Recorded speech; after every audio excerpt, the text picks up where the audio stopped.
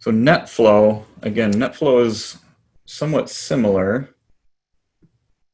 We're not going to be able to demonstrate it today, but I'll show you how to configure it.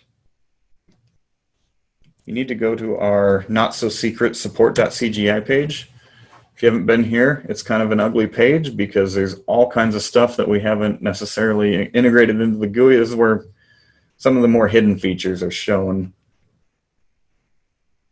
And right at the very bottom here, we've got Netflow. We can just click on that. We can enable it.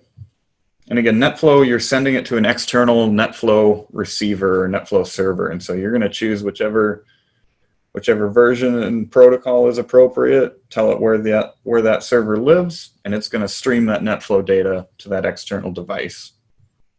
There's not a lot to set up there, and there's not a lot to see there unless you've got a Netflow server to actually digest all that information.